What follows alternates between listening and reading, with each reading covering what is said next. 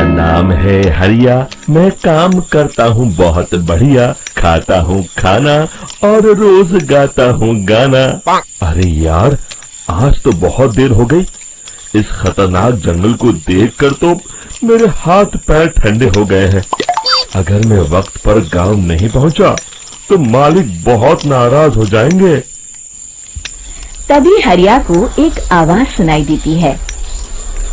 सुनिए हरि जी। अरे, ये आवाज किसने दी? तभी हरिया को सामने कुछ दूर एक औरत खड़ी दिखाई देती है। अरे भाई, ये औरत अकेली इतनी रात को इस जंगल में क्या कर रही है? चलकर पूछना पड़ेगा। फिर हरिया अपनी बैलगाड़ी उस औरत के सामने लाकर रोक देता है और उससे पूछता है। अरे सुनिए, आप इतनी रात को इस खतरनाक जंगल में अकेली क्या कर रही है? तभी वो औरत मीठी आवाज में कहती है, अरे हरि जी, आप आ गए। मैं कब से आपका इंतजार कर रही थी। वैसे तो यहाँ से काफी लोग गुजर चुके हैं, लेकिन मैं खास आपका इंतजार कर रही थी। अच्छा, तुम सच कह रही हो? मुझे तो यकीन नहीं हो रहा है। वो क्या है ना, आज तक किसी ने मुझसे इतने प्यार से बात नहीं की। हाँ हाँ हरि जी, मैं सच कह रही हूँ। अब देर मत करिए और जल्दी से मुझे मेरे घर तक छोड़ दीजिए। हाँ हाँ, कौन सी बड़ी बात है, अभी छोड़ देता हूँ। आप मेरे पीछे बैलगाड़ी में बैठ जाइए और मुझे रास्ता बताते चलिए। फिर वो औरत हरिया की बैलगाड़ी में बैठ जाती है और हरिया बैलगाड़ी हाँकता हुआ आगे चल पड़ता है। फिर उस औरत के बताए हुए रास्ते पर चलते चलते हरिया बैलगाड़ी लेकर एक काली गुफा के आगे आकर रुक जाता है। हरिया उस औरत से पूछता है, हाँ देवी जी, आपका घर कहाँ है? यहाँ तो एक गुफा के अलावा और कुछ नहीं है। तभी अचानक वो औरत हवा में उड़ने लगती है। देखते ही देखते उसका सुंदर रूप एक डरावनी चुड़ैल में बदल जाता है और वो जोर जोर से हंसती है।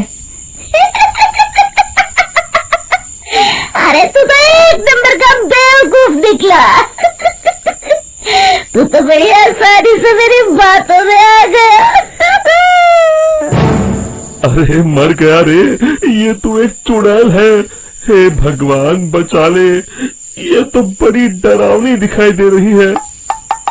और फिर अगले ही पल हरिया की बैलगाड़ी में रखा सारा सामान हवा में उड़ता हुआ उस काली गुफा के अंदर चला जाता है और वो चुड़ैल भी उस गुफा के अंदर जाकर कहीं गायब हो जाती है। हरिया ये नजारा देख बुरी तरह घबरा और परेशान हो जाता है। अरे, ये चुड़ैल तो मेरा सारा सामान लेकर गुफा में गायब हो गई। अब क्या होगा?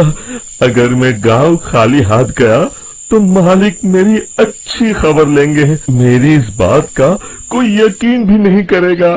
फिर आखिर वही हुआ। हरिया के मालिक चंपक सेठ को हरिया की किसी भी बात पर रत्ती भर भी यकीन नहीं हुआ। चंपक सेठ को लगा हरिया झूठ बोल रहा है और उसने ही लालच में आकर सारा सामान हड़प कर लिया है। फिर हरिया को बेईमान समझकर चंपक सेठ उसे काम से निकाल देता है। अगले दिन अपनी दुकान में परेशान बैठा चंपक सेठ गुस्से में बड़बड़ाता है। अरे, दुकान में तो सामान बिल्कुल भी नहीं है। अब मुझे ही शहर जाकर सामान लाना होगा। फिर वो अपनी बैलगाड़ी लेकर शहर चला जाता है। शहर से सामान लेकर जब चंपक सेठ वापस गांव लौट रहा होता है, तभी उसे एक आवाज सुनाई देती है। चंपक जी, ओ चंपक जी। अरे, ये तो कोई मेरा नाम लेकर मुझे पुकार रहा है। फिर उस रास्ते में वही औरत खड़ी दिखाई देती है। फिर क्या था, हरिया की तरह चंपक सेठ भी उस औरत के पास अपनी बैलगाड़ी लेकर जाता है और वो भी उसकी चिकनी चुपड़ी बातों के मुंह जाल में फंस जाता है। फिर चुड़ैल उसे भी अपनी गुफा तक ले जाती है और उसका सारा सामान लेकर गुफा में गायब हो जाती है। बेचारा चंपक सेठ लाचार होकर खाली हाथ गांव लौट आता है। फिर ये उस जंगल में रोज की बात हो जाती है। जो कोई भी शहर से कुछ लेकर गांव की तरफ लौटता, वो चुड़ैल उसे बेवकूफ बनाकर उसका सारा सामान लेकर गुफा में गायब हो जाती। एक दिन हरिया एक लकड़हारे को उसी जंगल की तरफ जाते हुए देखता है। फिर हरिया उसे रोकते हुए कहता है, अरे भाई, क्यों अपनी मौत को दावत दे रहे हो? मेरी बात मानो, आगे जंगल में मत जाओ, वहाँ एक बड़ी भयानक चुड़ैल रहती है।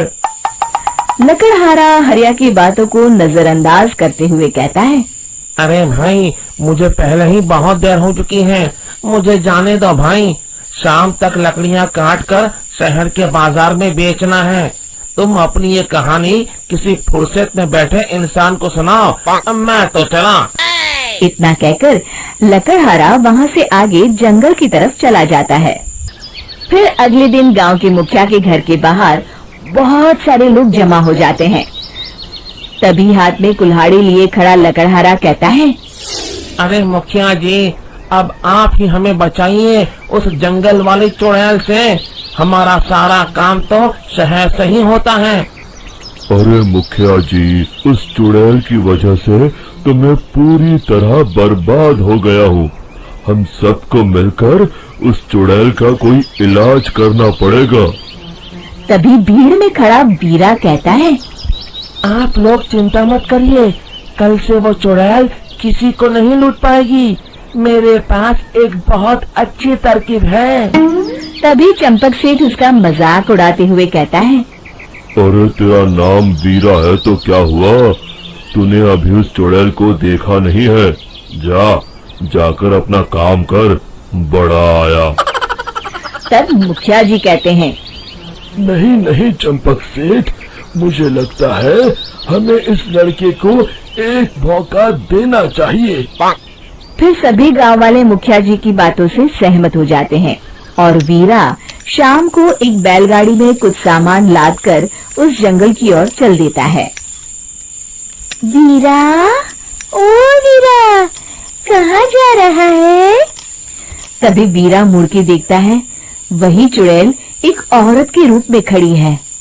अरे बहन जी, मैं आपको ही ढूंढ रहा था। देखिए, मैं आपके लिए क्या लाया हूँ। अरे वाह, तो खुद मेरे लिए इतना सामान लाया है। तू ही अकेला गांव में समझदार है।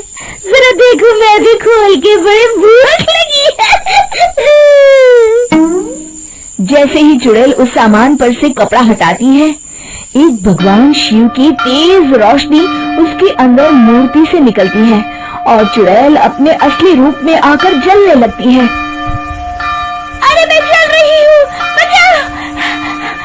बचाओ! ओम नमः शिवाय, मर गई मैं! देखते ही देखते वो चुड़ैल राख के साथ उड़ जाती है और सभी गांव वाले भी वहां आ जाते हैं। शिक्षा बुराई पे सदा अच्छाई की ही जीत होती है।